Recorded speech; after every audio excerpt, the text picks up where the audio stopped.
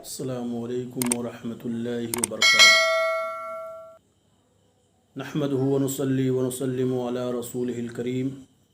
اما بعد فاعوذ باللہ من الشیطان الرجیم، بسم اللہ الرحمن الرحیم۔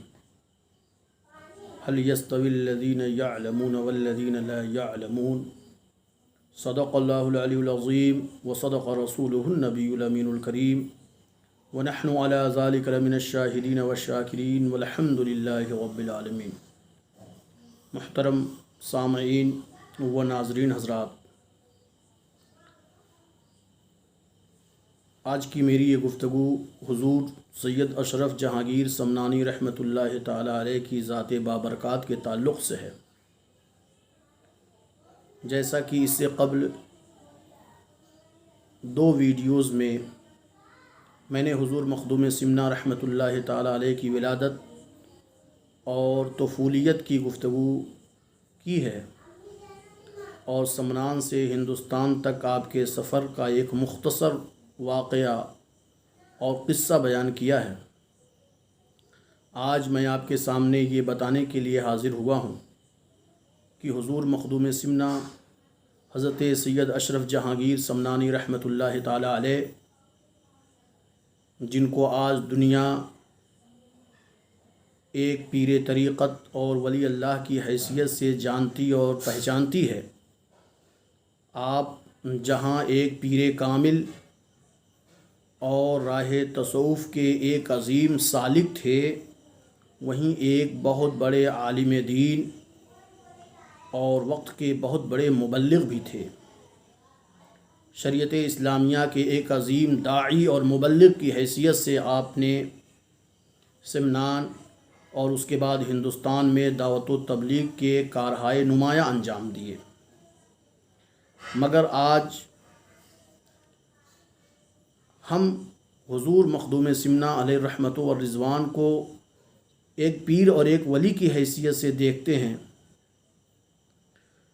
حضور مخدوم سمنا کو ہم نے بحیثیت عالم اور بحیثیت مفسر، بحیثیت مبلغ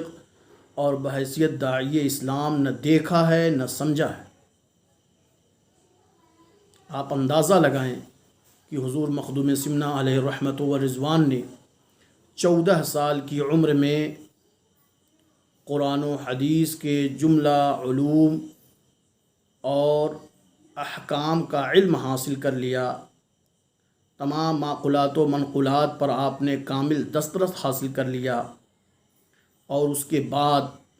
پھر آپ نے تصوف کی راہ میں قدم رکھا۔ تصوف تو کہتے ہی ہیں ان راستوں کو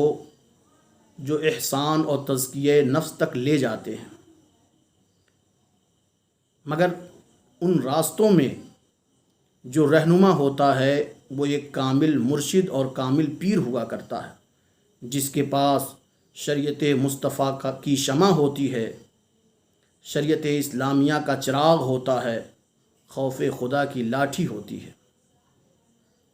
حضور مخدوم سمنا علیہ رحمت و رضوان صرف ایک پیر اور ایک ولی کی حیثیت سے ہی دنیا میں نہیں جانے اور پہچانے گئے، بلکہ ایک وقت کے بہت بڑے عالم اور بہت بڑے داعی اسلام کی حیثیت سے بھی آپ نے کارہائے نمایاں انجام دیے۔ مگر آج جماعت اہل سنت کا سب سے بڑا المیہ یہ ہے کہ ہم ایسے لوگوں کو پیر کی حیثیت سے تسلیم کر لیتے ہیں، اور ایسے لوگ ہماری جماعت میں راہ طریقت کا شہسوار ہونے کا دعویٰ کرتے ہیں، جنہیں شریعت اسلامیہ کا ذرہ برابر علم نہیں، غائب درجے کے وہ جاہل، بے علم اور شرعی علوم سے کورے اور نابلد ہوتے ہیں، مگر وہ اپنے آپ کو پیر کامل اور پیر مغاں سمجھتے ہیں، بلکہ عوام اہل سنت کو اس بات پر آمادہ کرتے اور اس بات کی تشہیر کرواتے ہیں کہ وہ انہیں پیر کہیں، وہ انہیں پیر مانیں، جبکہ صوفیاء کرام فرماتے ہیں کہ وہ شخص جو بغیر علم فقہ کے صوفی بن گیا، بغیر علم فقہ حاصل کیے تصوف کی راہ پر چل پڑا، وہ بہت بڑا زندیق اور بے دین ہو جاتا ہے، اور وہ جو تصوف کے بغیر،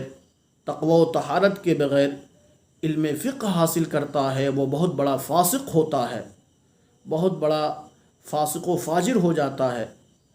اور وہ جو دونوں کو جمع کرتا ہے وہ وقت کا محقق اور وقت کا بہت بڑا عالم دین ہوا کرتا ہے۔ چنانچہ مجدد دین و ملت حضور امام احمد رضا خان فاضل بریلوی علیہ الرحمۃ والرضوان سے جب اس تعلق سے سوال کیا گیا کہ حضور طریقت کیا ہے اور شریعت کیا ہے، تو اعلیٰ حضرت امام محمد رضا خان فاضل بریلوی علیہ الرحمۃ والرضوان فرماتے ہیں کہ شریعت یہ زینہ ہے اور طریقت جلوہ بالائے بام ہے۔ اگر قرآن و حدیث پر عمل کرتے کرتے، احکام شرعیہ پر عمل پیرا رہ کر زندگی گزارتے گزارتے معرفت خدا کی چند کرنیں نظر آ جائیں، معرفت الہی کے چند آثار تمہیں دکھائی پڑیں، تو سمجھ لو کہ راہ طریقت کا آغاز ہو رہا ہے، راہ طریقت میں داخلے کا تمہیں اشارہ مل رہا ہے۔ مگر آج کتنا بڑا المیہ اور کتنا بڑا سانحہ ہے کہ جماعت اہل سنت میں ایسے ایسے لوگ داخل ہو گئے جنہوں نے راہ تصوف کو جاننا تو دور کی بات، راہ شریعت کو جاننے کی بھی کوشش نہیں کی، احکام شرعیہ کو سیکھنے کی بھی انہوں نے زحمت نہیں کی، اور اپنے آپ کو انہوں نے پیر مغا اور پیر کامل سمجھ لیا، بلکہ وہ لوگ عوام اہل سنت کو گمراہ کرنے کا ہر حربہ اختیار کر رہے ہیں۔ اپنے مریدین اور اپنے معتقدین کو وہ علماء تک پہنچنے نہیں دیتے، مفتیان کرام تک جانے سے منع کرتے ہیں، علماء اہل سنت سے ملنے بھی نہیں دیتے، اس لیے کہ وہ جانتے ہیں کہ اگر یہ عوام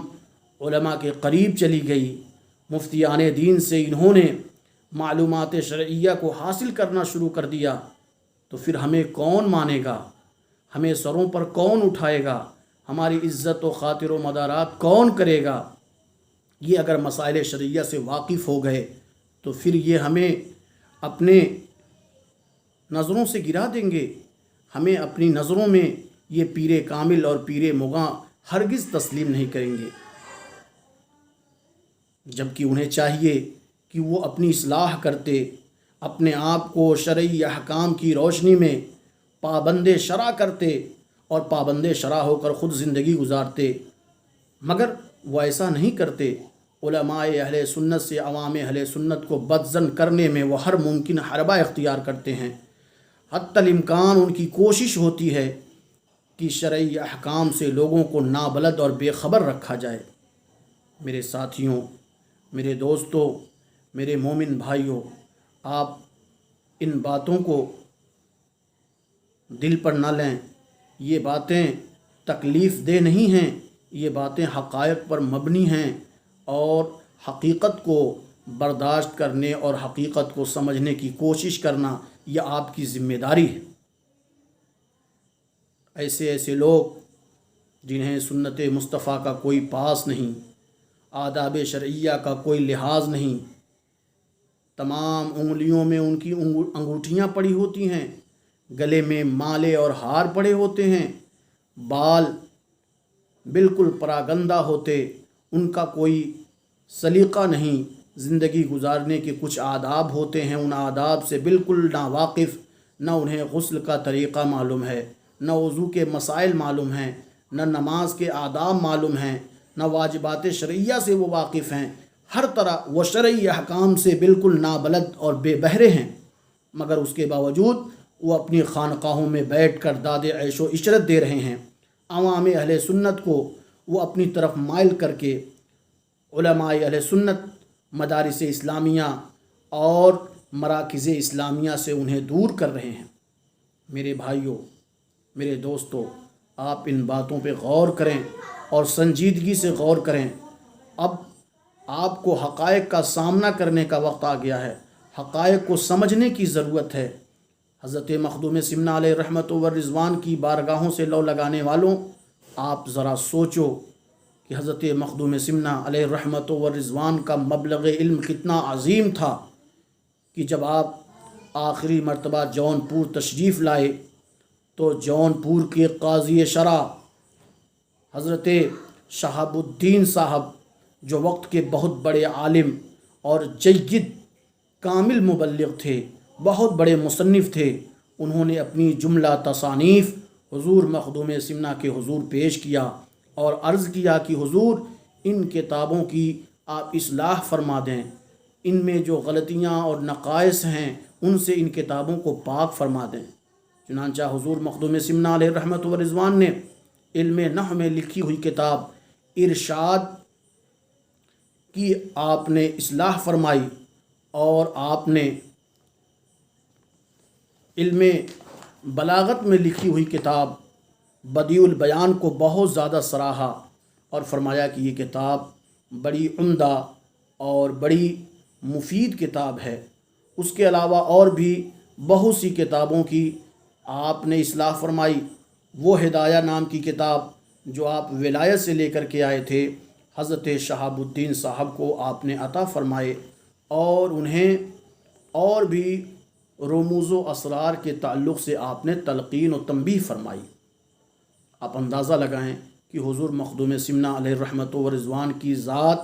کتنی جامع اور کتنی کامل ذات تھی کہ آپ ظاہری علوم میں بھی اعلیٰ درجے کے عالم دین اور اعلیٰ درجے کے آپ کامل مفسر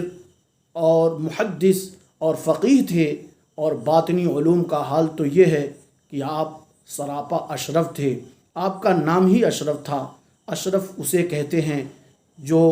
بلند جگہ پر جلوہ بار ہوتا ہے۔ اللہ عز و جل نے آپ کو اس بامسمہ فرمایا تھا۔ آپ مقامات کی بلندیوں پر اس قدر فائز تھے کہ آپ کے مرتبے کی بلندی بھی دنیا نے دیکھی، آپ کے عقیدے کی بلندی بھی دنیا نے دیکھی، اور آپ کے فضائل و کمالات کی بلندی بھی دنیا نے دیکھی۔ تو میرے بھائیوں، ان باتوں پر آپ دل کی گہرائی سے سوچیں اور حضور مخدوم سمنہ کی زندگی سے استفادہ کرنے کی کوشش کریں۔ السلام علیکم ورحمۃ اللہ وبرکاتہ۔